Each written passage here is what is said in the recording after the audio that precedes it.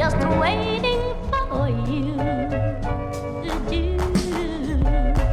Hey everybody, Victor Lucia from Brooklyn Fishing Club here. To my left, I have Mishka Bobishka, and to his left, I have Dennis Morano. Tonight we're going to be talking about fishing in New York City, some of the funniest stories we have, some of the strangest stories, what it's like to fish on a budget, and other various topics.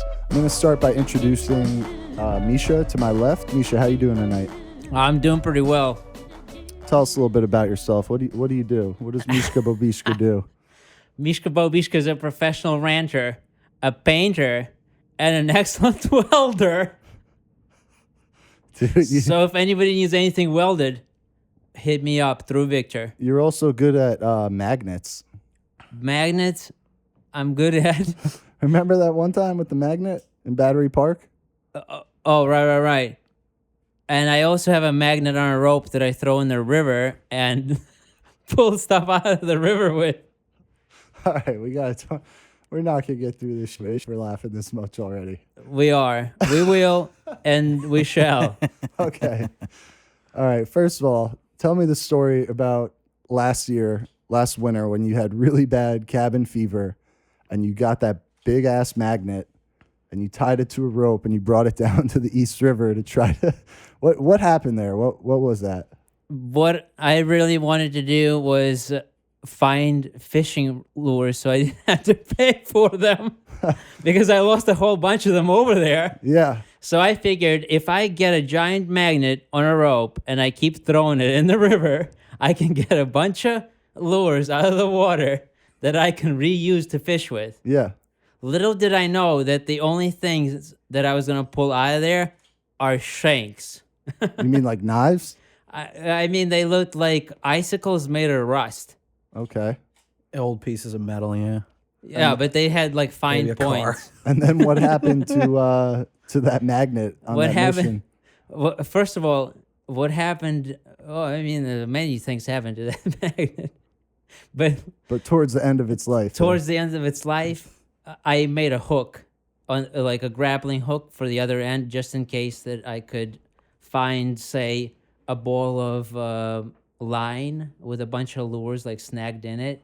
I figured, forget the magnet, I'll just snag a ball of line with a bunch of lures stuck to it, and then that I could get so many lures off of that. And so I kept throwing it, and these little kids showed up with their parents, and they wanted to throw my magnet over. And it was on a carabiner that was spring-loaded. So the kid kept throwing it over and over, and I was like, all right, I'm ready for these people to leave. And then he threw it, and the thing separated from the rope, from the carabiner. What'd you say? I said, it's okay. Obviously, I mean, the parent was upset, but the kid didn't care. But I said, it's okay. Did you send an invoice to the parent? No. But what I did was I used my grappling hook and I kept throwing it back to the point where finally the magnet magnetized itself to my grappling hook and I pulled it out. Really? Yeah, it happened. And I was so happy. And then they came back and I showed them, hey, I got it out. And I kept throwing it in and it just got stuck in a rock or whatever, or like on something. I don't know what it was. But then what I did was I like kept pulling on it and I kept getting leverage on it and I kept like tying around my foot and stomping on it, trying to like get it over the railing, and nothing was happening. And then what happened was the freaking police in a boat, yeah, there's such a thing, like kept like going by back and forth, and then finally like parked kind of close to me, and I just cut the rope and ran away. I still have the grappling hook, but but the magnet is down there. But then I went back like a week later, and there's no rope anymore. So they got it. Must have saw it and got it. Interesting. Thank you for that story to set us off. I love the grappling hook idea. Yeah. It's almost like a fishing story with no fish involved. It's Yeah. creative. Yeah. I like it. Yeah, and that's something we're going to talk about I'm jealous of that tonight magnet. on this episode is, fishing on a budget, fishing in New York City where you have to be rich just to be poor here. So how do you go fishing here and make it work with the budget that you have? Dennis, let's hear a little bit about you, man. So right now, I mean, I do construction. I do building restoration, waterproofing, and pretty much that's it. But I also do like artwork. I do comics. I do paintings, especially. I do like marine art, fishing paintings. I've done a couple for the club, you know. Yeah, they were beautiful. Yeah, thanks, man. You did the sea bass one and the blackfish one, right? I did the sea bass and the blackfish. The blackfish I gave away. Sea bass I was kind of sentimental about. I was like, I gotta hold on to that. Yeah, they both came out really nice. I really want to do the next one I'm doing is a striper. Yeah. That I got a buddy who owns he just took over ownership of our local mom and pop bait shop back where I grew up, and he wants a striped bass done. And I mean, hey, any of you guys, you let me know. I'll do one. I do it for fun. I love it, you know. Yeah. Either way, man, I got you guys covered. So how did you guys get into fishing? When did it start? When did this passion start for you guys? Well, I guess I'm gonna go first. Which, I mean, it started for me when I was a kid. My dad would take us out to this island Where? in next to St. Petersburg. It was on the border of Finland and Russia, and that's like in Russia. You wherever you worked, you would get like little bonuses. And the example, like for us, was my dad was working at the Off Institute in St. Petersburg, Russia. It's a technical institution. He works as a nuclear physicist there. And so they had Nuke the reef. nuke the reef. I love yeah. that I expression. know all about that. That's ours. We That's will all not be BFC. nuking anything. Anyway, long story short, so next to Finland, there's these islands where you can go and you can fish, and they had a little kind of like campground there from the university, and so everybody from the university could vacation on that island in the summer for a couple of weeks. And so we would go there, and it would be the craziest fishing there. You just throw an empty hook into the water, and you would get a perch. You know, it was just tons and tons of perches there. So you just throw empty hooks or perch eyeballs. They loved that over there, and that was it. You just throw a perch eyeball or an empty hook, and you get another perch on there. You got me tempted now. Now I kind of want to get perch eyeballs and use those. Yeah. I think I've they never think heard of that that. it's like eggs or something, like fish eggs. Yeah, that would make sense. They Or- can smell it too. Yeah. I somebody had told me that where I've been fishing recently for perch. A lot of the guys are from Poland or Russia, and they're like, oh, you just cut up white perch meat, the small ones. You cut them up, use those. They can smell it. And Yeah. they'll come and eat it like a mile a minute. And anyway, so that's when I started. But back then, I kind of didn't care about fishing much. And then I met, another one of our club members, Danny T. Shout out. I know you're listening out there. You're gonna be laughing when you hear this, but you basically brought me into fishing. He got a fishing rod. He knew my girlfriend from high school.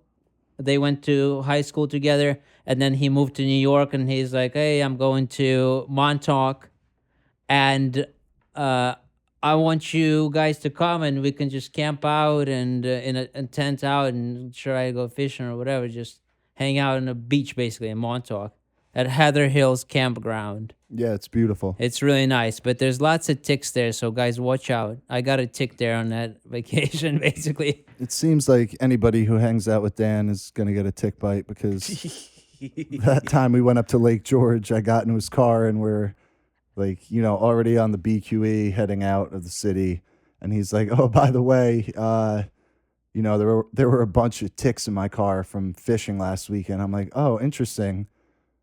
Like the week after we got back from the trip, I had a big tick in the back of my head that I pulled out at work. Oh, it was in there. It was in there. embedded in your It was head. embedded. And That's bad. I had to go and get on the medicine. And that medicine is no joke, man. It really messes up your stomach, to say the least. And it had me hurting for like 2 weeks, but it's better than Lyme disease. Anyway, back to the original question. So, Dennis, how did you get started fishing? So I guess I had two. And now I do more freshwater fishing, but I guess from my early years, it was always saltwater. When we were kids, my grandfather built a house in Ocean City, Maryland in the 80s. And my father took us there since I've been like 5 years old.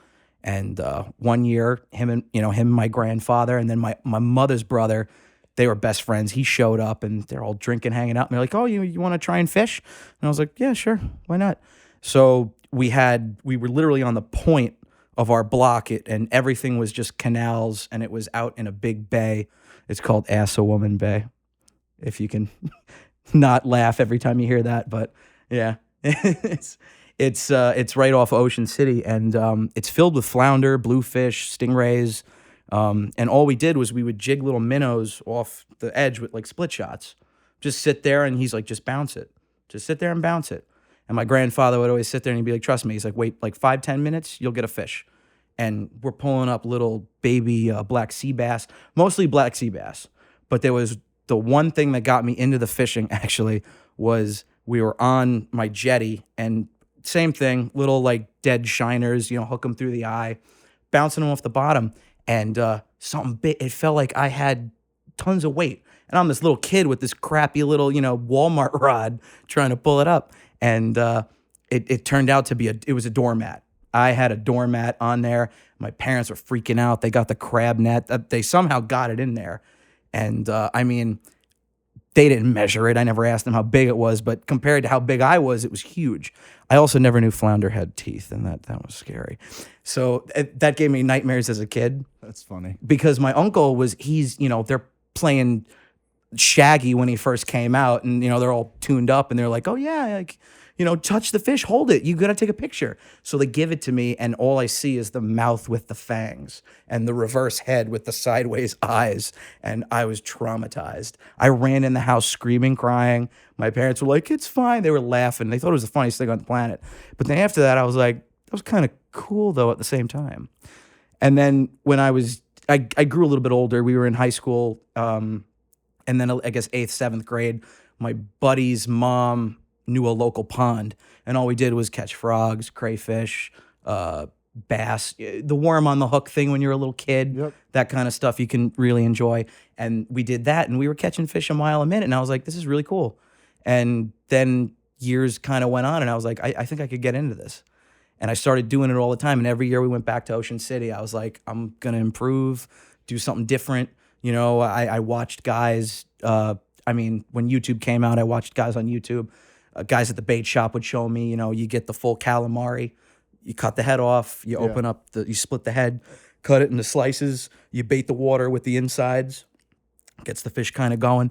And then, we'd have little bluefish, little stingrays had come up. We had dolphins show up one year, which was great. Wow. That was really cool. And to be honest, the best is the squid, the head. Yeah. Use a circle hook through the eyes and just let it sit on the bottom. You could bounce it a couple times. We were catching doormats and flounders. But for years we were doing that actually. And then eventually they built a marina across from my house for the people who built the condos. And then for some reason the fishing kind of slowed down a little bit. Yeah, probably had something to do with the construction. I think they almost just moved over there because I hear, bait fish, they eat the stuff under the boat. Yeah, the structure. The structure. They all kind of went 20 yards ahead and away from where my stuff was, our crab pots. I always took dead fish and put it in the crab pots. Yeah. Not for the crabs. Fish had come, because it's always the spawning fish. In Ocean City, every August we would go, you'd get little bluefish, little black sea bass. I'd even get togs, baby togs, cool. and toadies caught in the traps. Very cool. Oh, yeah. What are your personal best catches in freshwater and saltwater? Freshwater.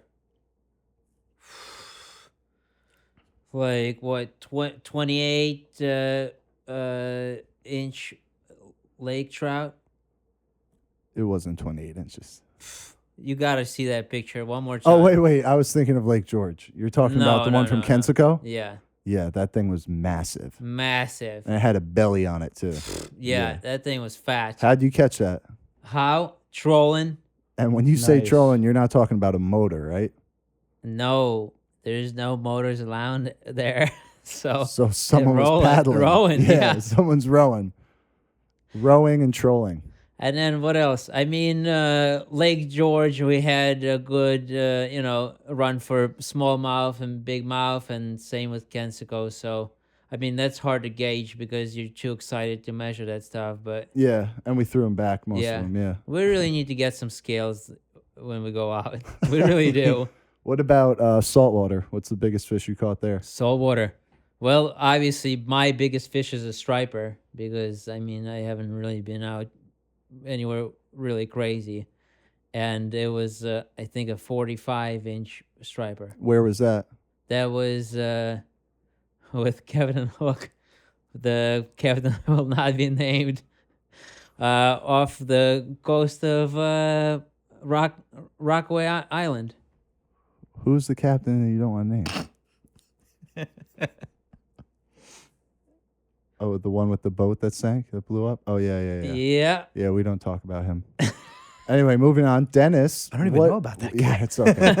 You don't I want mean, to. it You don't was want crazy. to. What happened is Danny and I It does sound went out to do some shore fishing, basically off the Rockaway Island, and it was just nothing doing.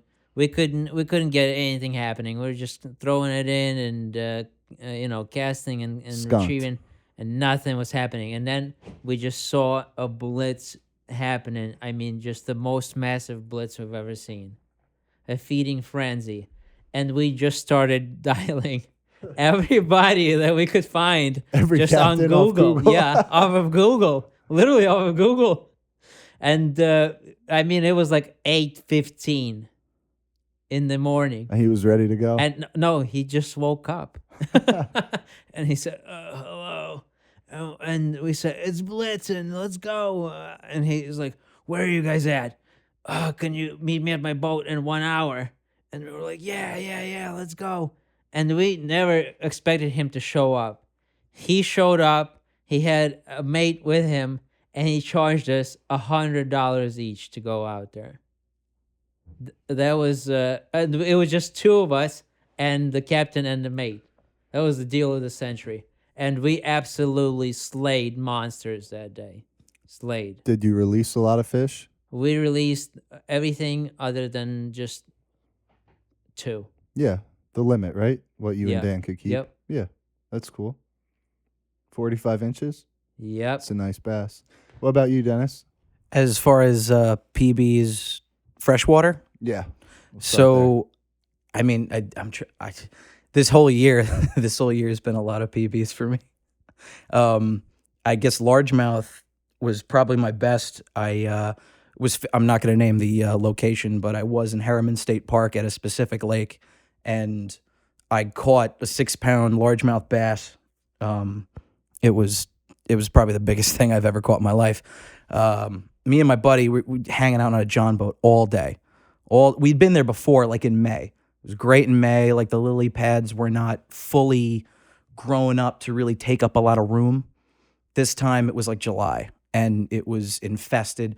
It's not bad because they hide out in those pads. But the thing is when there's too much, it's, your line's going to get wrapped around. You're pulling back all that green. We got bored. We were catching maybe like 1-pounders, 2-pounders all day. I'm like, yeah, it's kind of the same shit we've been dealing with, the last 2 months. I had like a 4-inch black Senko with those spark. I love black and blue flakes. Senko for the win. Listen, well, people give other people for that. I don't care. Senkos are unbeatable. I love 4 inches because the one thing with the 5 inches is they like to grab the tail end without sucking it all down, Without and committing you might to it, come yeah. back with half a Senko or nothing at all. Yeah. So what I did was I was like, I'm sticking with these 4s because every time I went there, it was the black and blue 4s. So I went with a 4-inch. I tossed it into a patch of lily pads remotely close to shore, and I almost forgot about it because me and my buddy, let's be real, we were hanging out. We brought like a 6-pack of Sierra Nevada out there. We were hanging out, and we were just talking, having a bro moment. And then I'm like, oh wow, my line's still in the water. So I start reeling it in, and I notice, and it's just traveling. It's going out into deep water. And I'm sitting there, I'm like, there's a fish on there. So I crank it, and it was the heaviest pull I've ever had. I'm sitting there like this is a no joke fish. This is probably like a 4-pound fish, like 3-pound fish, and we got him up to the boat, and it looked like he swallowed a duck, and he just had this giant melon on him, and I'm like, that's a monstrous largemouth bass. I've never caught a bass that big in my life. We pulled him up and we weighed him, and he was like 6 pounds, a little bit over. Nice. And did you have to deal with any weeds when you were pulling him up? Did he? actually, no. The one thing I had to deal with was my one buddy. He's been on a lot of my videos before. He's great. The one thing though is always when we're doing the netting thing, he's always tuned up behind me and he's laughing his ass off with the net, and he's like, dude, just get him to me. And I'm like, I'll get him to you, but you're standing up. You're not like leaning down to the water to, scoop him up. He's laughed because he sees me panicking, and I'm sitting there like, come on. And after he saw the fish come up, he did that one little breach, and you saw the reflection of how big he was. Yeah. Then my friend got serious, and he was like, oh my God. Like, he's like, I will actually cry for you if you lose this fish. He's like, I will feel bad. And I'm like, okay, so can we not fight and let's just do this? So we did it, and he did a great net job, and we scooped that big old bastard up, and we pulled him in, and I couldn't believe it. He was barely hooked. He had maybe about an inch of the hook past the barb in his upper lip. And I'm like, he could have just tore that right out. Yeah. If he whipped hard enough. And then 3 weeks later, we went to one of the lakes in Harriman that was a few miles away. I caught one a little bit smaller, but that, I guess it would be my PB for that lake too. But biggest fish I think would be this year that I've caught. That's awesome. What about saltwater? That would be about a week ago. I caught a 160-pound striped marlin in Cabo San Lucas. I went with my family to visit my brother, and it was great. Your brother lives down there? So he lives in Chile. Okay. But he lives there with his boyfriend. Through complications, like, we're trying to get him a green card now to come back to the U.S. So we were like, you know what? Let's have a joint agreement. We'll have a family vacation. So we went to, I guess it's technically South America. If you go to Mexico, I guess border rules, whatnot. We could go there. He was fine to go there. So we went there, and we had an awesome time. I can't even tell you how great it was. You get the marlin on the troll? So it's funny. I took the 8-hour trip. We ran over. I'm a little bit miffed. We didn't get these yellowfin tuna. We saw them. They were jumping out of the water, and I'm talking like monsters. You could see them from a distance. They were tremendous. They were trying to eat these birds that were coming down to eat the bait fish, and like the size of a dinner table, like jumping out of the water. We ran over them. We caught 2 small yellowfins and hooked up on those. We caught them. We put them in the basket, and then about 2 hours later, they're like, we're going to go to a new spot. It's going to be all marlin because they're in 2 different areas. So, of course, me, I'm sitting there. I'm sitting there hammered, just sleeping for a little bit, sleeping off the buzz, and then I got up. That trolling will lull you to sleep. Well, they still trolled all the way to there. Yeah. And then like 2 hours later, we got there, and I saw the guy. He's like, I'm putting a live fish on. So we the nice thing about Cabo, and a lot of people know, is as you're going out, there are guys who have been up all night long, and they've been fishing and catching bait fish off the reefs on their boats in the dark. And they wait till 5 a.m, 7 a.m, and everyone that comes out, they got these little skiffs with little fish tanks in them. Yeah, they call them pangas. Yeah. Yeah. And they'll come right up, and they'll give you buckets of whatever you want. That's awesome. And they came up, and they gave us fish. We had a full tank of them. So was it trolling, and then when you mark the fish, you toss the pitch bait back? We were trolling those, and I feel like such a novice for even saying the color. They look like a little squid with the colorful things on them on the sides of the boat. Yep. We were doing no hooks in them. Like no, teasers? they were hooks in them. Because sometimes they have teasers back there, and when they get the marlin up after the teaser, they'll throw a pitch bait. Yeah. All the teasers had hooks. They even had these things. They were like these little wooden torpedoes with a big ass hook in the back. Nice. And those were the ones that were close to you. So what'd you get the marlin on? He took one of the bait fish and he hooked it through. I'm assuming it was still alive. And I saw him do it. Set it up. he just let the line go out, and the boat was still moving. Yeah, he pitched it. Yeah, The boat was still moving, and bait, he yeah. kept letting it out, and then he goes, oh, and I hear him. I'm like, oh, all right. I'm thinking it's a false call. He yanks it. He goes, oh, we got one. And immediately, like, I'm not even thinking, like, my brain is like jumping the fucking chair. I jumped in the chair, pops it in, and I just put the video on YouTube actually last night. 45 minutes of just sitting there, like, cranking it. Was it jumping, or did it stay down? No, it did stay. I was waiting for the jump. It gave me a nice little mediocre head shake. It's better the if it end. doesn't jump, because It'll won't wear throw- itself it out won't and throw get the hook. tired. Yeah, I didn't want that to happen. I at first I'm sitting there. I'm like, this is like a car. I'm sitting there like, oh my god. And maybe he did like 3 good runs. 3 good runs. You know, you get him in, you see all your line come in, you're like, I think we're gonna get him. Yeah, and then sees the boat. But you don't see. You're waiting for. Yeah, you're waiting for the color. You got that little bit of hope in your soul. Yeah. You're waiting for the color to come up, and you don't see it, and you're like, nope, he's just sitting down there with his wings out, just like, I'm gonna keep going. And then he guns it to the bottom, so we're going in reverse on the boat like it's fucking Jaws. Oh, you backed down on him? We did it 3 times. Wow. Because when I went to Cancun a year ago, I fought 2 giant grouper on crappy gear because we were just fishing for triggerfish or banana fish or whatever. Yeah. And I'm sitting there, I'm like, just like pulling a goddamn car. And it happened, and he snapped off twice. And then I'm sitting there, I'm like, this is the same feeling, except I got a little bit more confidence. I'm going to get this fish. And the tackle was Well, we heavier. went out to look for them. Yeah, so, yeah. you know, Yeah. it was going to, I felt like, oh, all right, this is going to happen. And then by the 3rd time, you could see it, the neon blue stripes. And I'm like, that is the prettiest damn fish All I've ever lit up. seen in my life. Wow. Like to be honest, like it's cool because when you get them on deck, they turn this like coppery blue color. The typical, you see it on the replicas on somebody's wall, but when they're in the water, all lit up. they glow up. Yeah. Like, I guess to attract bait fish or whatever. I guess however nature has designed Also, them. it's their adrenaline is pumping, and that gets They're beautiful in the color water. of whenever you see the color purple in a fish. From what I've learned, Yeah. I could be wrong, but whenever you see the color purple lit up in a fish, that's the color of adrenaline. Their adrenaline Really? is pumping. Yeah. Oh, so when you wow. catch a striper, Yeah. and it comes in all lit up, and you see that hue of purple on it, Okay. because its adrenaline is fired up. 'Cause it's trying to survive, Oh, Vic, don't get me on striped bass. I still haven't broke my cherry on a keeper striped bass yet. Okay. I'm pretty. I got made my biggest was like 22 inches so far. So you got the marlin in. yeah. And I you're got the marlin holding in. it, and then what happened?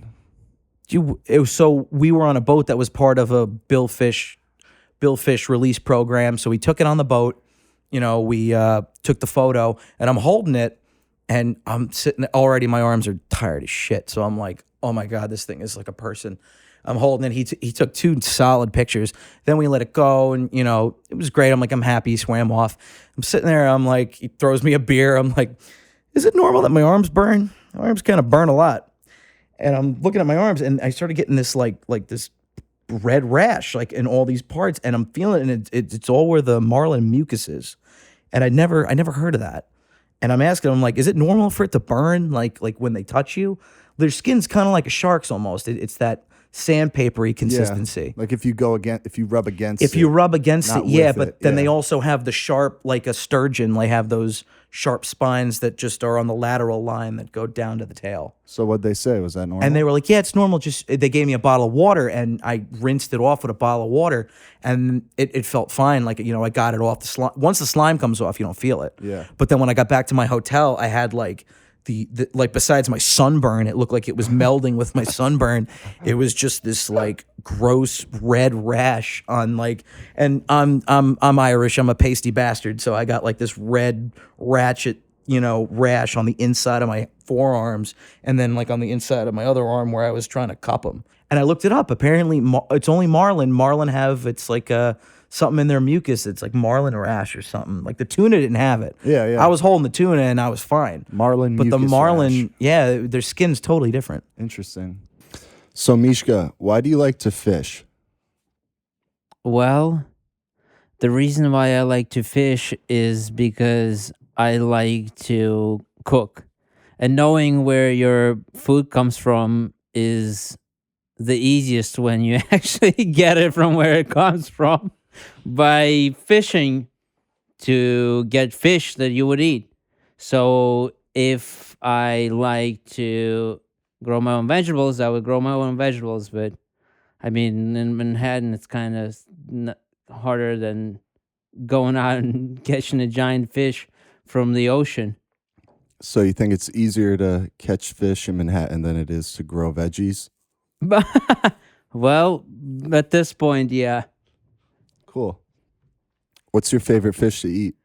My favorite fish to eat is porgies and black sea bass, and I also like fluke. Okay, so out of those three, which is your favorite? Fluke. Why? I don't know. I mean, probably shouldn't be like logically because it's a bottom feeder or whatever. Well, the other two are bottom feeders as well. They are. Yeah. God damn it.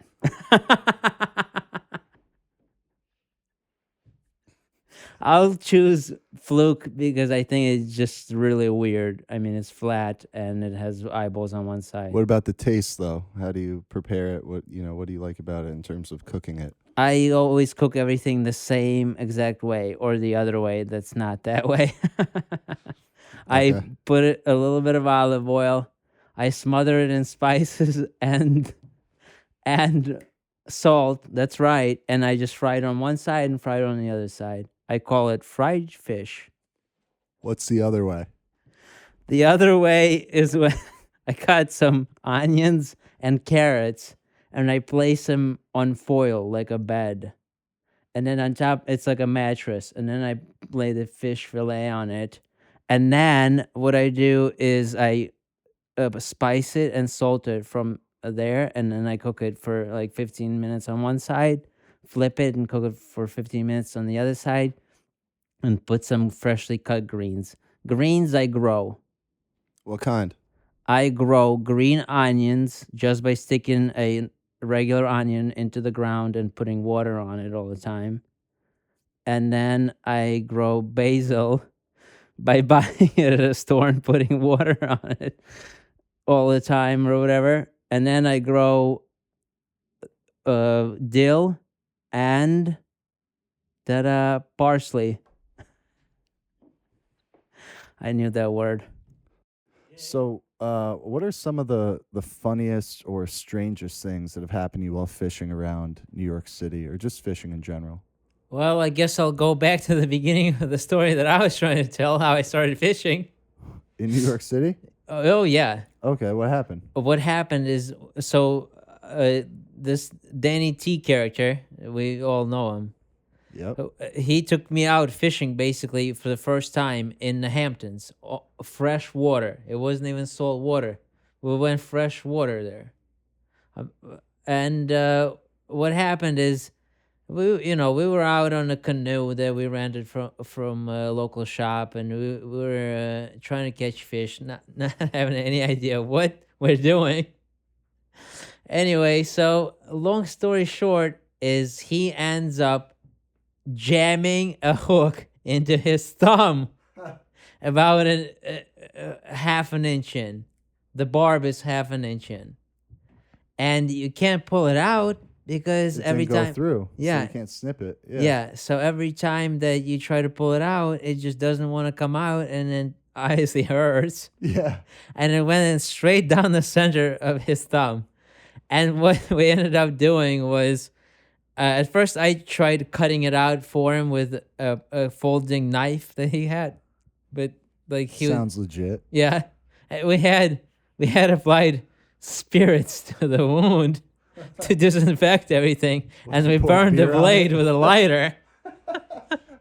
Anyway, so it's like we're trying to do this surgical operation in the back of his freaking Toyota pickup truck on his tailgate. Yeah. And then he's like, it hurts. Let me do it. So then I was holding his thumb with two hands while he was surgically doing like a slit around where the barb was. So he cut half an inch into it, and he managed to get it out of there. But like that just tells you as a reminder to bring a freaking first aid kit with you when you're going fishing. So that was funny to you. That's cool. Dennis, what about you? Oh, Jesus. Let's hear about some of your experiences fishing in the city. You told me one time I think Yeah. somebody tried to throw a trash can at you, or No, so I have a group of friends that majority of my friends actually fish the Harlem Mere in Central Park, which I would say is probably the number one spot to fish. I mean, you could fish every lake except the reservoir in Central Park. But a lot of those guys, they always have stories. I mean, not even just the Mere. Like, I got stories from 59th Street is probably the craziest place that I've fished. Dealing with the people around you. yeah. What about that? God, a lot of. I went there. Maybe I try to stay away from there. I went there once because one of my buddies was like, "Yeah, I caught like a 5-pound bass there, and it's their bedding season, and they're gonna bite now there if they're gonna bite at all." And I was like, "All right, I'll go check it out." And I saw 2 huge They look like footballs. They were right there, and they were hovering around a group of bluegill, easy pickings. And there was maybe about like 5 feet of shrubs, not even shrubs, just like an inch of bushes over that little fence that says "Don't step over." But I mean, a lot of the people there are tourists. They're there on vacation. Nobody cares, And I went and I was like, all right, I'm just gonna go over about a foot and throw in a Senko, see if they take it. If they don't want it, I'll leave.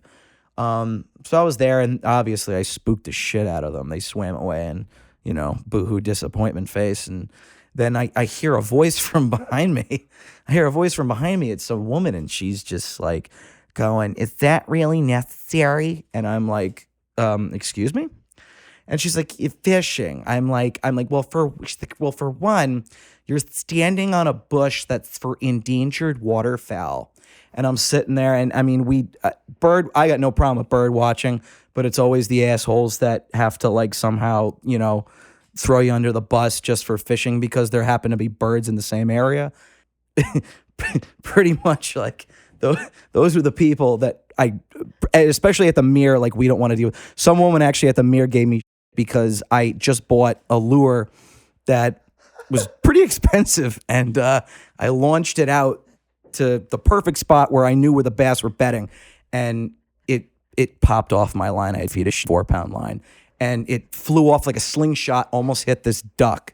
And she's sitting there, and she just looks at me and she goes, "You tried hitting that bird." And I'm sitting there and I'm like, "No, actually, I just lost $12. I didn't try hitting that bird." And I'm sitting there and I'm like, who in their right mind goes to a park to hurt birds? And I'm sitting there, I'm like, "No, actually, it was an accident, and I'm sorry, but now I'm $12 short, and that bird's pretty lucky." So, that happened, but that was earlier in the year. Now we're at 59th Street, and this woman's yelling at me about turtles. She's yelling at me about turtles, and I'm sitting there, and I'm like, "Listen, I know, I get it. I know. I'm not here fishing for turtles. I'm fishing for bass. I'm only using artificial stuff, plastic, metal, rubber." They know even if they took a nibble, it's not edible. They don't want it. So they're not going to eat it. So she's just like, "I don't understand. It's barbaric. Why do you come here and do this?" Like they don't know the difference. And I'm like, they're going to know when they bite it. And it got to the point where I was like, "Listen," I was like, "just let me fish. I'm not, bothering you with your hobbies or what you like to do. So, I don't see a problem here." And she was just like, "This is my park. I'm a New Yorker. I don't like seeing this, done in my park." And I was sitting there like, "Well, your park? You must pay a lot of money to live here, huh? Because it's your park, right? Not everybody else's freedom to come here. This is your park." She started getting offended. Then it got heated. And then I was like, Then what happened? I was like, "Listen," I was like, and my hands, like I am like that frustrated father. Like my hands are shaking, and I know, and I'm sitting there. I'm like, this is either anger or panic. My hands are shaking, and I'm trying to like just be as calm about it as possible. And I'm like, "Listen, it is documented that you can fish in any of the lakes except the reservoir here in Central Park. I'm like, if you feel there is a problem with me being here, then by all means, go right. You see NYPD right up there, up the hill. You go grab them. Grab them, tell them to come down here, and they can either make me leave or we can discuss about how you're wrong and that I can fish here. And she's like, well, you're standing on a bush. And I'm like, you know what? You're right. I probably shouldn't be standing on this bush, but I'm going to stand on it anyway because it's about 2 inches from the fence, and it's really not the biggest deal in the world. And even if NYPD did show up, they would be like, am I going to give him a ticket for standing on a bush? Maybe.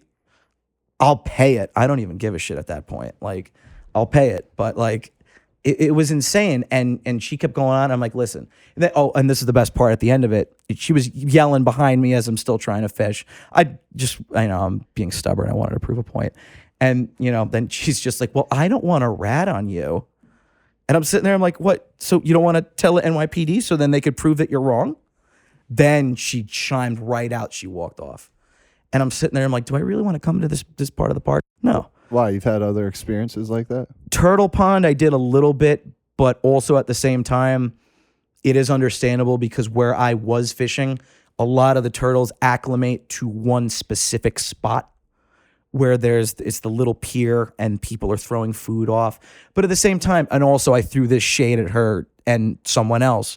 At the same time, I'm like, listen, if you have an issue with the turtles, the reason the turtles are here is because you're throwing processed food from the pretzel cart off the dock, and they're people's pets. People who get, like the rich people around the city, they get sick of taking care of their kids' pets. Oh, honey, like we can't take care of them anymore. Let's give them a better home. So they let them go in Turtle Pond. And then they grow up and they're in Turtle Pond and they're sitting there going, when am I going to get fed? Please, sir, can I have some more? And they're staring up at you with they're I like turtles, dude. They're cute. And I'm sitting there. I like turtles. I like turtles. I feel bad, but at the same time, it's like you're the reason they're here. And if they bite my bait, you're the reason they're doing it because you're constantly feeding them like pigeons. It's the same thing at Harlem Mere. They feed the bluegills bread every single day. And those bluegills in the thousands sit on the edges of every shoreline where there's a park bench where some jackass can sit there and foo, foo, foo, just, making it rain breadcrumbs. And I'm not going to lie, it's a pretty nice spot for bass because they're going to sit there along the edge and they're going to wait until, the one dumbass bluegill strays astray and he goes and snatches them up because that's what they're there for. Throwing dough. Oh, it's like the best / worst thing they could do, I would say. And I love animals. And I guess that more or less miffed me off that, it's like I'd never go out of my way to hurt an animal. Like I have zero intention of going near turtles. And it's just the whole fall to roll. It's like, I just want to fish, hang out, enjoy my few hours after work and not put up with the crap. Yeah, and like one of the few spaces in New York City you can do it legally. Like I said, 59th Street is a pain in the ass because I would say that is a lot of the more annoying people, I guess, hang out in that part of town. It's across the street from the plaza. But Turtle Pond's not as bad. Most people actually aren't even from America at that mid-level at 72nd Street or at Turtle Pond. A lot of people are here on vacation from Europe or Japan or wherever. And it's kind of cool because they get really interested in it and they're always asking, I love people that ask questions. I love people that are like, oh, what kind of fish are here? What do you do? And I'm always out to show people, give them some info and whatnot. And then until someone decides to break my unnecessary balls, then it's a little bit of a problem. But besides that, I mostly hang out at the Harlem Mere because usually there it's anything goes, Yeah. It's very relaxed atmosphere. Yeah. What was the question? Just your funniest fishing story from fishing in New York City. Oh boy. I'm just kidding. I'm just kidding. I did see a pumpkin float in one time fishing the East River. That was interesting. Interesting. The guy we had on the last episode, East River. I've seen stuff floating around. one of the stuff. kayak guys in our club was fishing 2 weeks ago, and he pulled up next to a body. Oh, and he had to. It was call another kayaker. No, it's not even funny. He took notes. No, there's a GoFundMe page for the guy and everything. Oh, God. It's really oh, bad. sweet Jesus. But yeah, he had to call 911, and the Coast Guard had to come and get the body out and everything. So what happened? I don't know, man. But all I know is one of our guys found a body while he was fishing. And it wasn't a fisherman or a kayak or anything. I don't like know that? what he was doing, but R.I.P. It sucks. Anyway, That's horrible. let's talk a little bit about fishing on a budget. How do we do that in New York City? How do we make that work? I know, Misha, you're really good at the budgeting Well, system. one thing that you can do is you can make your own lures. You know, you could avoid throwing poisonous lead into the water and, you know, basically use rocks instead. Drill holes in them and put eye hooks into. Oh, you mean like make your own weights? Yeah. Okay. And I don't understand why all weights aren't made out of just natural rocks. Well, I mean, there's an industry behind it. Well, why couldn't there be an industry where they're drilling holes into rocks and putting eye hooks in there? You should do it. I was actually going to say you could, if you got like a Dremel or something, you probably could You can mess around with Yeah. like some pebbles or rocks. Or so you can make like your own split shots, if anything. Like, well, not really split shots, but like Well, bottom fishing yeah, type you can weights. totally do Yeah, that. yeah. Yeah. Oh, hell yeah. What else? What other tricks you Well, got? I pour a lot of lead and stuff like that, so I mean, So you make just your have own to stuff? make your molds, yeah. and Okay. Just pour your own jig heads and stuff like that, which I think it would be interesting if the club had like something like that, like a do-it-yourself type of thing. That would be cool. I mean, obviously, like you can look up on YouTube what other people do, but so far everyone that I've seen around here, everybody just buys stuff. yeah. And I mean, it's not kind of upsetting to me. It's just that I'd rather not. And you know, it's kind of fun for me personally to do it. I mean, I'm kind of like a do-it-yourself type of guy, so I enjoy it. Yeah. Other than that, I don't know. I mean, I guess having your own boat somewhere or a kayak, and you know, like kind of staying local rather than going on charters. But there's nothing wrong with going on charters, I guess. But I wish that there was more places. I mean, I probably didn't do enough research where you can take your own boat to fish. But you don't have a boat. What if I had a kayak? I have a kayak. You do? Well, you should use it. Where? Wherever you want, Misha. I mean, the Harlem Mirror. I could 59th hook you Street. up with a few places. 59th Street. Like launch your 30 minutes kayak. upstate. You could definitely use a kayak. Dennis, what about you? You got any tips for fishing on a budget in New York City? In New York City, recently I've been fishing on a budget. I just buy night crawlers and jig heads, and I've been I go to Turtle Pond, I jig off that little pier or off the three corners, and I've been getting huge yellow perch, like monster yellows. but it sounds like it's a bad vibe over there. No, well, the nice part is about winter, the pain in the ass people, they can't survive the cold, so they don't go out. And I'm there just, like a goddamn king, sitting on my throne fishing, doing whatever I want. And nobody ever bothers me except for the nice people that, are like, oh, yeah, you catch fish here? What kind? Wow, that's great. Have a nice day. And then that's it. That's my day. Bass fishing's been a little bit tough in the park. But they're still in that process of eating before winter. So most of the lakes are still, you could go there. You'll probably get like a pounder, a 2-pounder. I mean, I got one buddy who he is like the freaking guru fishing at the Harlem Mirror.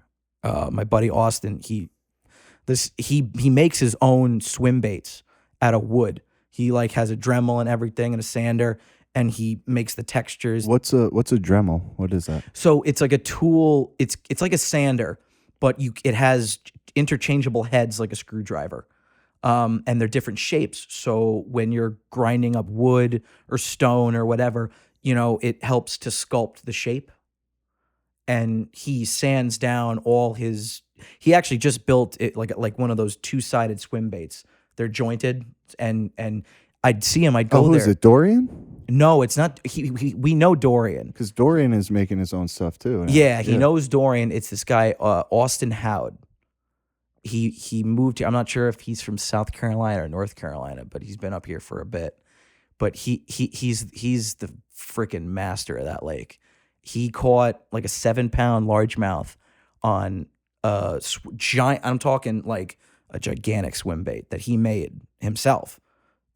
And it wasn't even like colors of fish that are in that lake. He used trout colors, which is wild. And he hooked, and he's got a video and everything up, like real deal shit.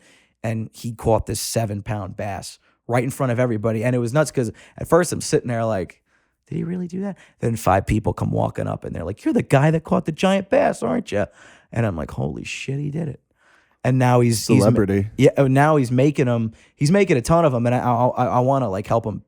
I mean, like I could totally hand paint some of these. Like I like the artwork. I like doing craft stuff. So I'm like, I'll do it for free. I don't care. But they work great. Like he's been going. He's dedicated. I respect the guy. He's there dedicated every day, and he's testing them. He's not even there to fish. They don't even hooks on him. He'll be there just to test the wood and the plastic that he's made for them. Interesting. And every time I see him, it's like I'll be fishing the same place for hours, and he'll be pulling at least 5 or 6 fish in the same place on whatever the hell he's using. So, like, I guess since I moved here, like, I met him, and I met a couple other people. I met my buddy Jay and Jimmy, and I learned from a lot of people, like, kind of the techniques in the park, because the fish are just on a different clock. Yeah. Freshwater fish, it is somewhat similar. You go to lakes upstate or whatever, but in New York City, there's a lot of underground heat from electricity from the subway that's generated through the ground and up. They're on a whole different clock. They're used to people fishing there all the time. So they turn on, they turn off. It really depends on, time of year you go, the day you go, what you're going to use. Because throughout this year since I moved to Astoria, Queens for the first time, everything's changed via month. Yeah. With bait and what you're going to use. Yeah. I always say, if you can catch freshwater fish in New York City, at Prospect Park, Central Park, if you can catch freshwater fish here, you could catch fish anywhere on the planet. Oh yeah, in any setting. It's the endurance competition. They're so finicky. It's the like I'll go to Prospect Park and walk around the thing, twice. Yeah. And maybe catch 4 or 5 dinks and 1 nice bass. But it's rewarding because you're putting in the time, you're covering ground, and you finally get rewarded after all those small fish, all the snags. I've hooked a bunch of trees, trying to cast Senkos under trees, and then, I've had to try to yank them out, and I've ripped them out and had them like fly past my face. I almost hit a woman in the face with one that was sitting on a bench at Prospect Park. That's rough. She didn't even notice. It went so quickly. It literally missed her head maybe by like a half a foot. She didn't even flinch. She was reading a book, and I just acted like nothing. Just pretend like if she don't notice, just keep it moving. You don't want to. That's what it's like if you fish. What was it? Actually, this kid Austin, I ran into him. It was like the first time we actually started like hanging out for like fishing and whatnot in the park. I ran into him. He found one of those rowboats on the 72nd Street Lake, and he's like, and you guys went out because people will buy them. They'll rent them for the day, and they'll get bored. They'll just leave them in the woods. It's ridiculous. He found one in the woods. There's got to be some type of deposit you have to put down before you take the boat out. You just pay for it, and they give you the damn boat, and then you can just leave it anywhere. Well, no, you got to bring it back, but it's like, who the hell's keeping tabs? Apparently people have been doing it for years. So someone, they don't want to take it back. They leave it in the woods. They walk off. Somebody else comes, picks it up in the woods. Like community. It's community boat. And it was weird because I was talking to other people and they're all in on it. So I swear to God, they're like, "Oh, he leaves it in the woods. Oh, okay, cool. Yeah, that's exactly what we used to do, like 10 years ago, or whatever." So we go out fishing, and yeah, like that. That was all we did that whole time on that lake. That lake is it's a pain in the ass because a lot of the tourists do that with the rowboats. Yeah. And I'm sitting up front. I'm sitting bitch seat, and he's rowing it, and he's just ramming into people, and he's laughing. And then the people he's hitting are laughing too. And I'm sitting there, I'm like, oh my God. And then everyone else is having a great time, and I'm like, hit him, keep going. Let me ask you guys this. Bumper boats. That's exactly what he called it. bumper boats, and everyone's just like bumper boats. What has been your best experience with the Brooklyn Fishing Club so far? Mine? Either of yours, yeah. Well, I mean, this is like kind of a personal story for you and I, because Brooklyn Fishing Club and a small group of us celebrated our friend's wedding bachelor party. Yeah. That was tons of fun. Yeah, that was fun. I mean, starting from losing the drone. Well, that actually happened after we went to Liars. So we Danny T, who Mishka mentioned earlier, his bachelor party over the summer, we went up to Montauk to fish for 2 days. And I think it was after the first day. So, you have the marina there, and then you have Liars Saloon, which is this legendary hangout. Just like the coolest bar ever. It's got all Polaroids from back in the day of dollar beers. Like they even have Polaroids of great white sharks that they caught back in the day when you could still catch them. Oh, like in the 70s. Not that I support that at all, but Yeah. just like I mean, wild, dollar wild, beers, there was a wild time and a photos, place. dollar Free beers, beers. and so we went there. And we had some fun, and then we went back to the motel and decided it'd be a good idea to take the drone out, and the drone went down. Oh shit! It went up. It went up. It went And up. then it went down. Yeah, I was down. gonna say, yeah. And Then it went into down. a tree Then it went into really a tree. quickly. It hit a It saw the tree. tree, had a right for it, and then it went down. It sounded like a weed whacker hitting like a heavy bush, like, and then it was just gone. But the best part was we got all the footage of it, so That's good. that was cool. And the drone got retrieved, even But though. why was that the best Brooklyn Fishing Club experience for you? I mean, first of all, the fishing was insane. What about you got to take over the Instagram story too? Oh yeah, I did a little bit of Instagram takeover, A little bit, yeah. and then third of all, I mean, we just had a lot of like funny moments with the mattress. Oh, what happened with the mattress? Mattress catapult.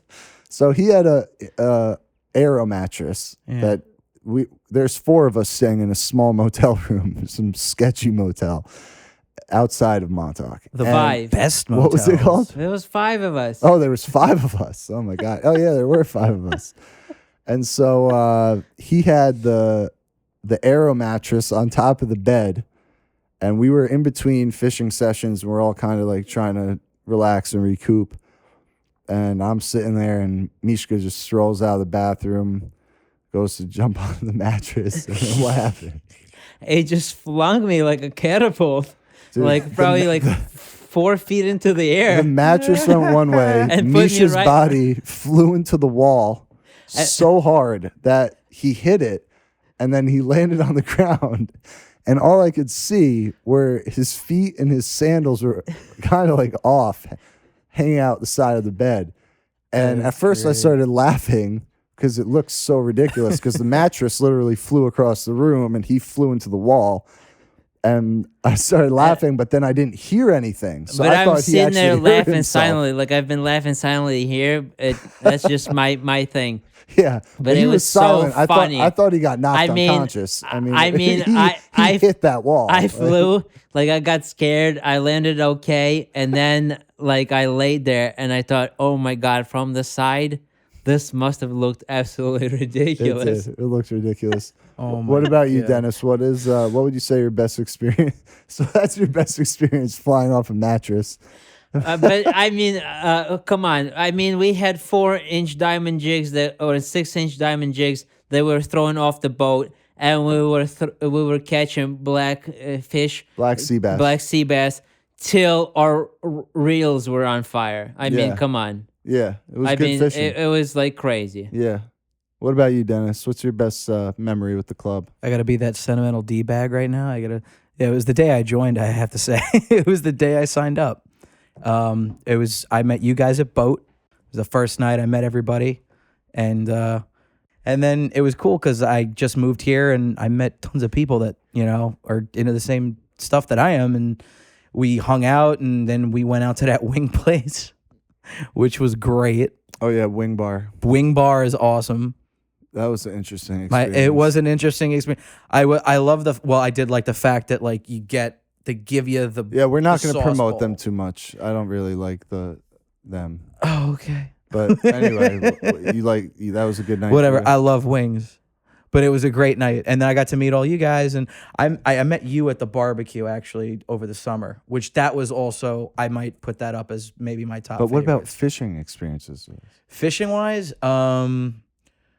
I would say we did the Porky tournament or the Porky boat, The skiffs. the skiffs. Yeah.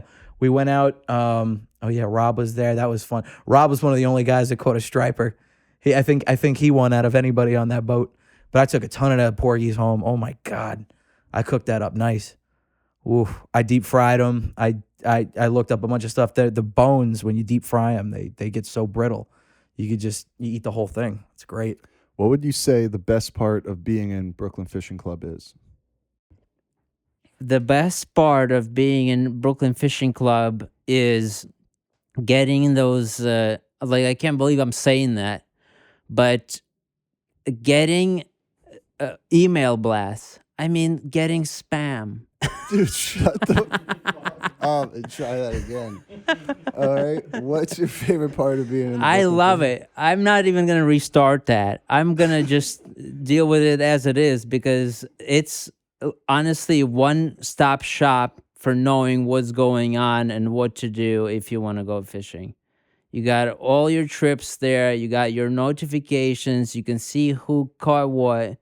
And I think, I don't know how many fishing clubs are there that even have something like that. But on that regular of a consistency and with, the ability to just join one of these trips, I think that's great. I think that's really great. It's almost like places a fishing club in our century. Thank you, Mishka. How about you, Dennis? I like you guys. You guys are the best part. Come on, I You really guys want make you guys it. to answer this question. Yeah. What do you really think the best part is? The tournaments. Dude, One. you don't even participate in the tournaments. Well, that's because I'm cheap. I know. So how is that the best part for you then? For me, yeah, for personally, you. for me, Yeah.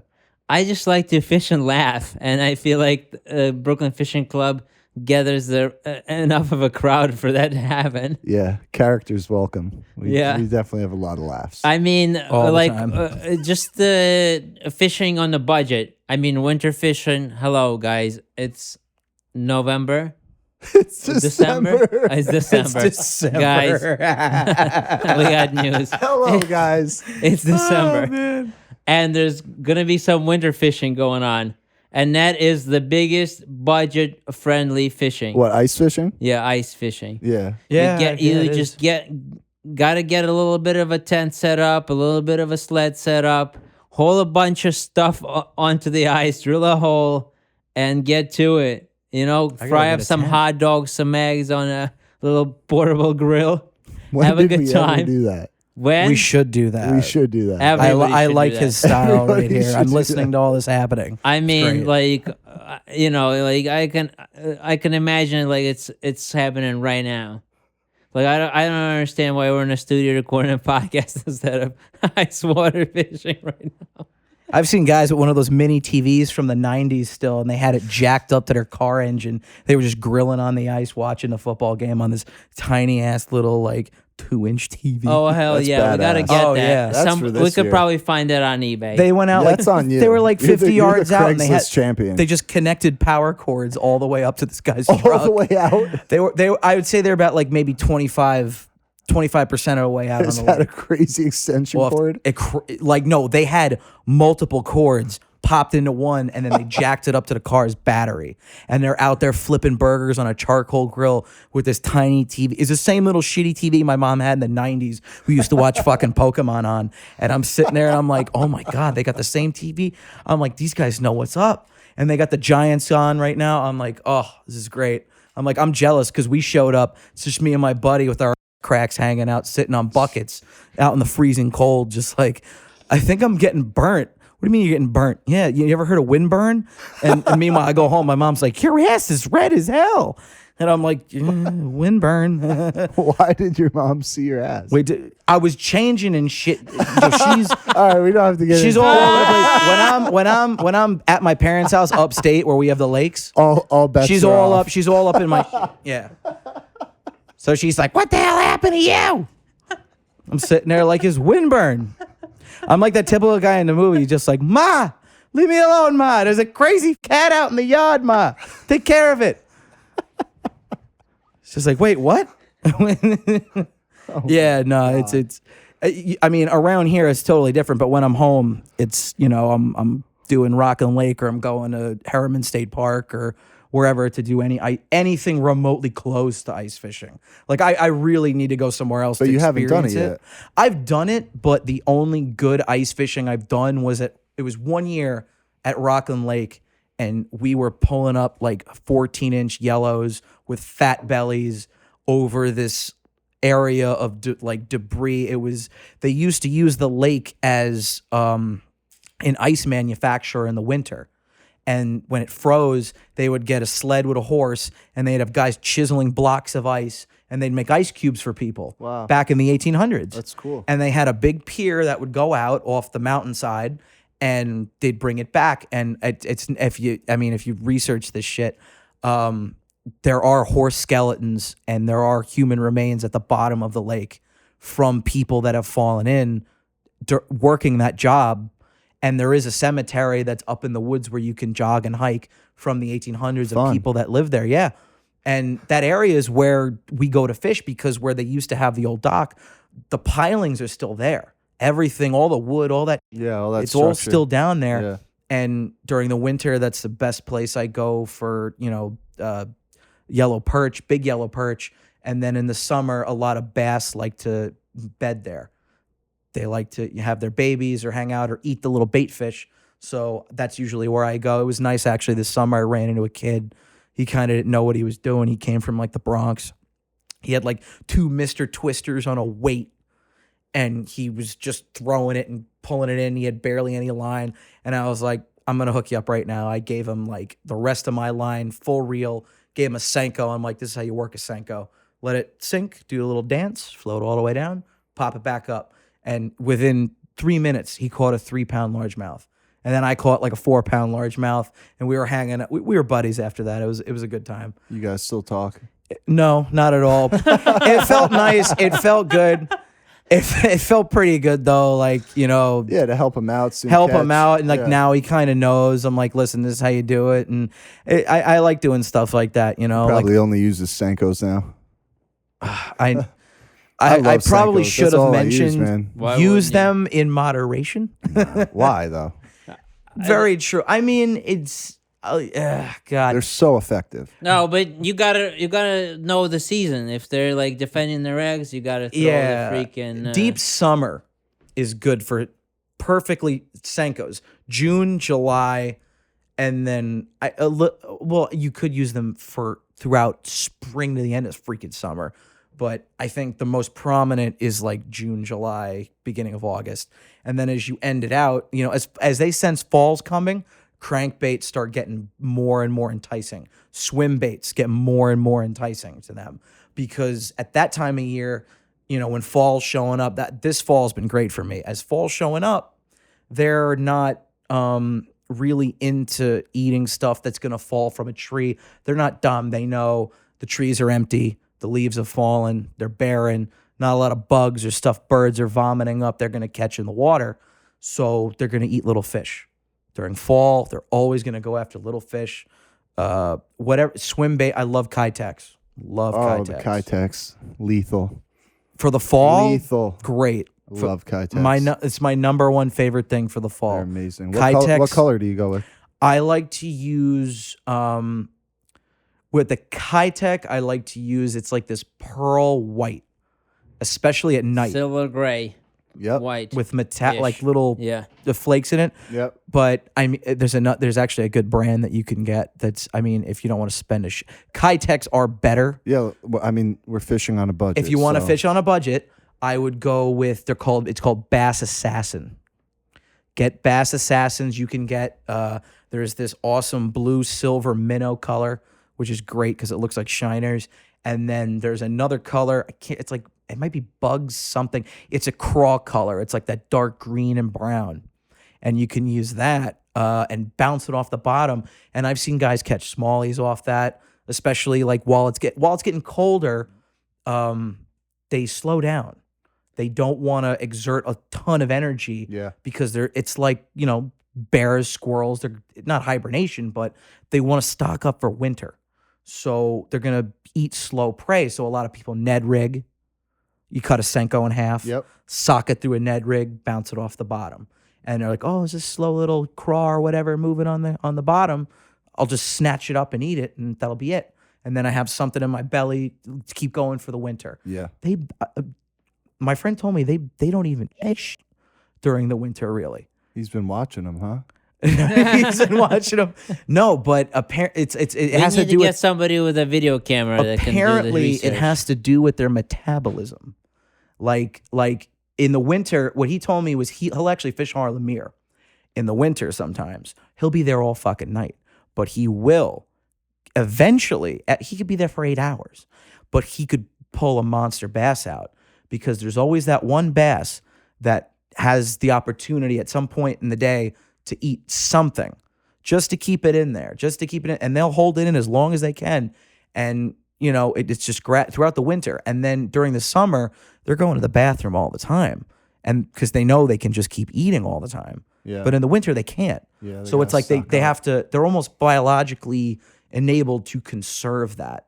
So that's why they don't want to exert tons of energy to, swim crazy fast after another fish or something. They want to eat something that's dying, almost on the verge of death, easy prey. They want it. That's really what they look for. Well, I don't know. You guys got anything else? Any other funny stories, weird stories? Just keep asking me questions. Yeah, I unlimited got it resources all here. right here for you. All right. You got any questions for me? Yeah. Why don't you have like do-it-yourself courses? Like freaking. Let's make some lures. I don't know because I don't know. I don't make any of my own stuff. But you Man, do. We got to get into that. We could do a workshop on how to turn a rock into a weight. And we need to do a workshop about I wanna pouring know that. freaking lead jig heads. Yeah. We'll just make a bunch of different jig heads, weights, and we'll just pour a bunch of lead onto hooks. you'll buy a bunch of lead and then you like, where do you get the lead?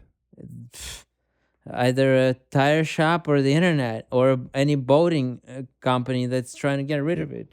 Interesting. Because every ballast in a boat is made out of lead. So if you can get like ballast from one single boat, you can be supplied for the rest of your life with lead. Now, when you're handling the lead, because I mean it's poisonous, right?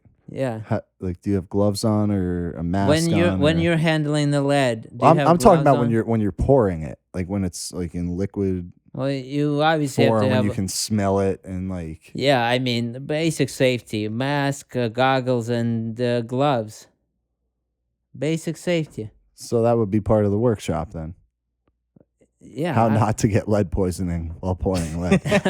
well, helps that to work could be outside. the first class. Helps to work Sweet outside. Jesus. Okay.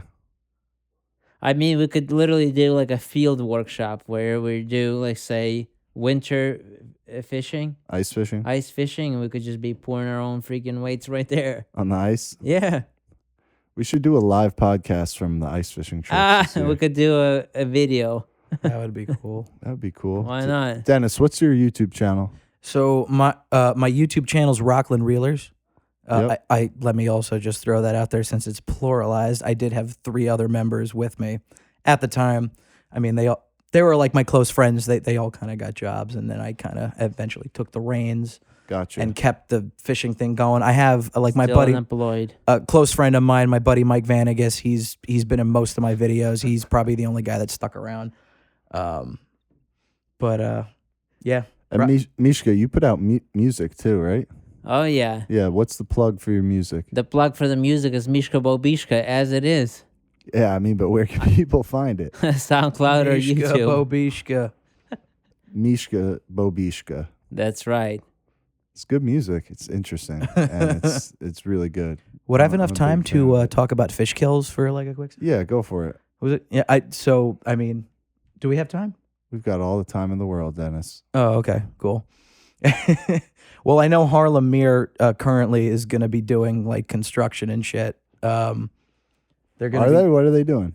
Well, they're draining half the lake, and they're going to be building this pump that pumps water. Like, so there's another pond in Central Park they just made that it's like a fake stream. They're pumping water into it, and they're trying to build that there. But they're going to be basically draining half of it, sealing off the other half, and then whatever happens.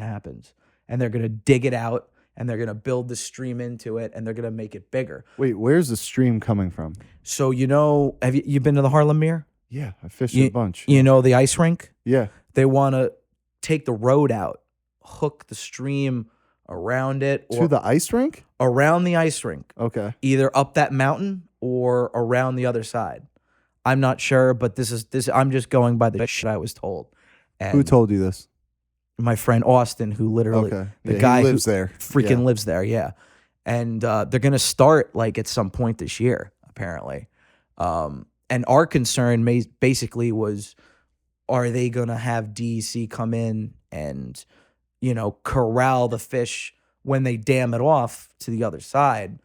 Because I mean, as of where I've been the last couple days, back upstate in Rockland County, there's a lake that they just drained supposedly for rain purposes. We were going to get heavy rain, yada, yada, or whatever. And they had to build a concrete dock for the fire department for some type of emergency rescue on the water. I don't freaking know what. But and when I say hundreds, I'm not even exaggerating. Hundreds of largemouth bass and black crappies and yellow perch all got washed into this maybe 3-4 inch shallow stream and just stuck there. There's no way, like they're in a giant bait ball in this stream, to the point where like I was with 3 other guys and all we've been doing all weekend was foul hooking them, putting them in buckets, bringing them back to the main lake, dumping them back in. But people don't. It's almost like nobody knows when lakes that have these dams, and they're like, oh, well, we don't want to flood. And I'm sitting there and I'm like, you got 3 other lakes in the same town, maybe less than a mile apart from each other. They don't have dams or drains, but this one you drained, and these ones you leave fine, and these fish get stranded, and then nobody pays attention. So I mean, like, I don't know. I feel like I hope that when they do Harlem Mere, there will be people from the DEC there to assess the situation and make sure these fish don't drown, because it is sad seeing them drying up. We found in this creek, maybe 5 largemouth bass that were pushing 4 or 5 pounds, and they were dead or dying, and they were floating on the bottom. How long do you think it takes a largemouth bass to grow to be 5 pounds? I would say 10, 15 years. How long would you say? I don't know. That's just by what I've It depends researched. It depends on where. I think in the city. I mean, city's a whole different to ball reach game, 5 man. pounds in the city. Yeah, the friend that I've been talking about that fishes at Harlem Mere, I'd say he probably holds the record for the biggest fish that's ever been pulled out of that lake. And I have to say it was. I mean, he'd be the one that'd have to tell you. It'd be like 8, close to 8, 9. It's just from the photo. It's the biggest thing I've ever seen. He caught it at night on one of his giant swim baits, like I told you, and it's this biggest, scariest bass I've ever seen in my life. It scared you? I've never seen one that big. At least not like in this northern region. You see that shit in Florida all the time, but here, no. That's you're making prayers for something like that to happen. Do you pray when you fish? I didn't believe in God until I caught that 6-pound bass. And then it happened. It happened. I started praying when my buddy actually netted it, and it came on the boat. And I was sitting there like with my jaw dropped, like this isn't real. This isn't real life.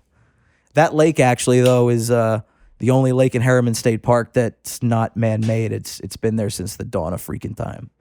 So whatever's in there is ancient. When was the dawn of time, Dennis? I wish I knew. I was on doing a ratchet strap today, and I couldn't do it. And then I prayed to God, and I did it. I mean, it took me like 45 minutes, but I was like, God, please help me undo this ratchet strap. I'm getting so mad. I'm not gonna make it. Ratchets. And I did it. Let's talk about the fish gods for a second. Do you guys believe in the fish gods? Hell yeah. Actually. I definitely do. It's nuts because when I've had like big catches, and this is the weird part, a pod of dolphins have shown up. Like maybe a couple hours before I caught some of my nicest fish.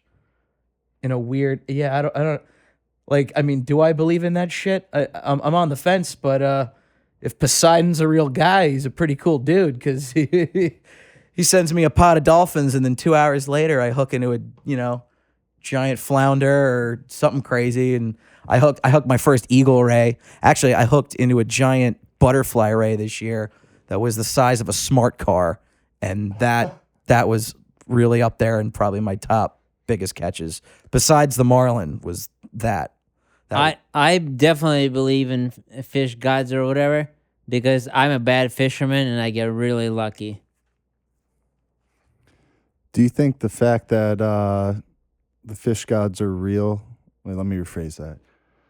First of all, I really believe in the fish gods. And to me, the fish gods are more so about like karma. Because like to me, the whole thing is like if you disrespect the waterway, if you disrespect a fish, the fish gods are going to take notice. And the next time you go out there, they're going to punish you. I definitely can agree with the karma thing. Yeah. I definitely think it's an exchange. I guess in a way it's a natural exchange of energy, especially with people that are more in tune with, the earth, the ocean, the respect that you give. And then, it's what you put into it. Like anything in life, you're going to get back what you put into it. So I feel like it kind of counteracts in that way. How do you guys feel about the topic of conservation, specifically with the saltwater fish around New York City? Well, Specifically the striped bass. I mean, it's basically one of our main attractions, I should say, around here. So I greatly respect it because, if there wouldn't be something like that in place, then there wouldn't be. We wouldn't be any sitting catch. here. Yeah, Oh, definitely yeah. not. No. Yeah. We wouldn't be in a fishing club. We would be in a knitting club. Well, you might be in a knitting A club. knitting I'd be in a club. different No, club. I'll be in the. Yeah, I mean, You'll like, be in the welding club. yeah, I'll be in the welding club. Yeah. I'd be that guy with high blood pressure just freaking out trying to put a single knot in a goddamn mitten or something, like trying to knit. She's like, Dan, calm down. Just like, I can't. Goddamn. Like, So you think you'd have more patience for fishing than knitting? Fishing in itself is just a place of zen, peace, relaxation. It is though, number right? one Until thing. you lose a giant fish next to the boat, or until you. That doesn't even matter. It doesn't matter to No, you? not at all. Really? He Yeah. has a better attitude than I do, but I totally too. agree. I mean, it is, you got to develop that attitude really over time. The thing It about sucks. being in a boat and having nowhere to go, like, that's all you're there for. You're there to catch fish if you're in a boat. Yeah. I mean, if you're on land, maybe like you kind of like, oh, I'm on land. Like I can run home and check my email. But when you're in a boat, you're not doing that. You're in a damn boat. Anytime I lose a big fish, I like to think of every other nice big fish I had caught prior. And I was like, you know what? That's how it works. That's how the energy rolls. You can't win them all, but you know what? It's like, oh my God, I got this 6-pound bass. I got this marlin. I got this shit, that shit. Like, you know what? I'm not going to complain right now. It's not that, it's not that bad, and there's always next year. I honestly think struggle with losing it. I fish is struggle even with more it. exciting Really? because it gives everybody something to talk about. Like, Oh yeah, I landed this giant fish. Blah blah blah. Oh my god, I lost this ginormous. Yeah, they fish. always get It bigger gets when you bigger lose and them. bigger. Yeah. Yeah. Oh my god, it was 36 inches, 46 inches, 50 inches. Every time you tell a story, it gets a little bigger. A little bigger, Yeah, yeah. yeah. I Rose feel by like an it's inch. kind of what life's about a little bit. Like as far as gaining experience and stories and stuff. I mean, yeah, you may not have landed the fish, but like you got one hell of a fish story to tell. When it's like this backbreaking, this giant tuna or whatever, and you lost it. Yeah, but it was like it almost killed everybody on the boat. I mean, not the dramatics of it almost killed everybody on the boat, but it's an interesting story. I can't tell you how many You saw stories the I got side about of it. losing a fish It came versus out to catching the a fish. surface. It was huge. Yeah, it's like Yeah. Quentin Jaws. The last striper trip I went on this season, first drop, 8-ounce diamond jig, like 30 feet of water. Hooked a really nice fish that hit it on the way down. Probably hit it at like 15 feet. Oh, he took it as it was. So I free had, fall. as it was falling, that's and nice. I had him up to the boat pretty quick, but he was super green when he saw the boat, and he spit the jig, and it was probably like a, 25-pound bass, and that's my last striper of the season. That's it. It's over. So Oh, it is over it now. is It's over. officially so, season. So now it's got it, like you said. Just there's always next year, right? I guess I just got to go back into my freezer and start eating all those fucking clams I got I sitting in mean, there. it's not about even eating them. Baked clams. Because I was gonna use, I thought Salted I thought I had clams. a little bit more time to use the baked clams I had, and No, I you're was like, gonna have to save them for 2019. ooh, well, they will be good because I've done that. I had clams in my fridge for maybe half a year. I used them in the spring, and I caught my biggest striper on stanky ass October clams. Nice. It does, yeah. Get your they clams extra stanky, and Yeah, it'll work out for you. They smell. They know. They know. It's like what I did when I was really trying to catch this catfish at this Oh, that's this a guarantee. little my private friend. lake out in Jersey, and Okay. I bought chicken liver, and I let Ooh. it soak in like garlic and cheese and chili powder for like 3 months in the fridge, and my fiance was ready to kill me, but She the did. first piece of bait that I put on the hook and dropped down, I caught an 18-pound channel cat. Vic, you're gonna have to put that channel cat in fucking rehab after that because he ain't gonna give up on. He's gonna expect that same exact Ah! every day of his life now. He's gonna want that. Yeah, all the don't you time. catch those on your fist? No, By shoving Oh, it into the noodling? no, water? that's a whole other thing. That's a Oh, whole man, other I story. always wanted to do someone that. should if anyone out there can have anyone? noodle a fish in New York City, Oh my! I will God. give you $100 cash. It's a little different. Misha's looking at Yeah. me like Challenge little different. accepted. I get like scientific and on this. I mean, I guess in New York you could probably just cover your hand in manure and just stick it in the water and see what happens. But if that's what you want to do. well, no, they catfish. The barbels on catfish are 110% attuned onto smell. Yeah. So what I mean down south, the difference is what they do is most of them are like flathead catfish. They live in burrows and they'll find a hole, and when they're breeding, they'll look for the male or whichever one gets more pissed off, stick their foot in or their arm in and jiggle it around until they get really mad, and they'll bite onto it and Yeah. pull them out. Noodles. And, oh yeah. I always wanted to try that, but I got bit by so many coffee catfish in my life. If you were gonna, sucks. let me ask you guys this as the hurts. last question before we sign off for the night. Yeah. If you were gonna tell someone a reason to join Brooklyn Fishing Club, why would you tell them to join this club? Oh, shade through my way. All right. I would say just because you know what, it's a great place to learn. It's a great place to talk to people that are into the same things that you are as far as fishing goes, and you can make great friends, learn techniques, on where to go, who to meet. You make connections. It's like networking. It's exactly like networking, but in person, and you that's where you're going to gain the most experience is when you're actually talking, not like through Facebook, Instagram, all that shit.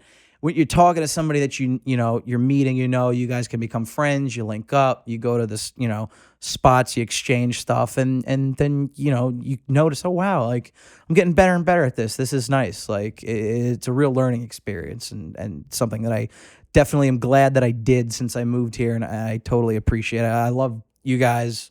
I'm so happy that I joined. So yeah, that's just on my end. I mean, just that one winter ice fishing, trip that we had was totally worth, even knowing that the Brooklyn Fishing Club exists. There's so many people that showed up for it. I mean, it was crazy. I couldn't believe it. I thought it was just going to be, 5 or 7 people. No, we had 2 houses. Yeah, we had 2 houses. There was like 40 people there. Yeah. It's crazy. I mean, and that's just a fraction. Yeah. And that's just a fraction. So, I mean, if you guys like to fish and you're around New York City, I mean, it's a no-brainer. I mean, it's a big community. It's a physical community. It's not like an online community. And I mean, Dennis has got beef with that, but I don't. But with the physical community, it's like a bonus. It's definitely like, it's awesome. I mean, look at us. I mean, even the podcast that you had, this is what, your 4th, 5th one? 5th one, yeah. And it's going to be more and more. And, it's not the same people. It's different people. And I mean, we got a lot of people listening out there just from the club. And I hope it's more people than that outside of that. And people can join and come out and hang out with us and just laugh. I mean, yeah, that's we have a all I lot of do. fun, right? We Make laugh. friends. We'll laugh. We laugh the whole time. The whole yeah. time. The We whole laugh time. our asses off. Until our face hurts. I mean, on these trips, we literally laugh our faces off. We literally do. We do. And I with mean, that being it's said, kind of, and I have to tell you guys this, like in the studio, it's kind of like artificial. There's like, headphones on our heads and microphones in our faces. But when we're out there, like in a house or on a boat or whatever, or on ice, and we're just literally cracking jokes and having a blast. And Yeah. eating good. eating good, Eating for good. sure. Got a lot of good chefs in Oh this club. God, yeah, Mario. man. Ooh. Mario and Kim, Kim's good too. so many. Oh, yeah. Lordy Jesus. And there's other chefs you haven't even experienced their cooking yet, like Yeah. Harold and other people. But God damn you, Vic, stop tempting me. Yeah. anyway, I'm fat enough Um, as it is.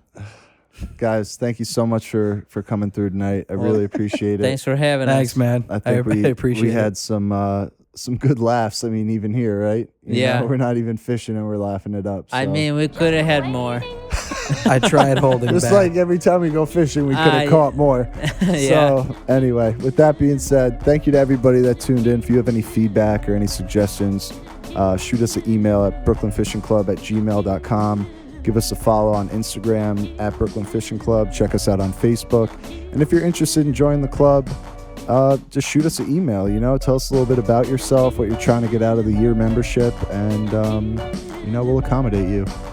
But yeah, with that being said, we're going to sign off for this week. We'll be back again next week, same time. Tight lines forever. Peace, guys. Later.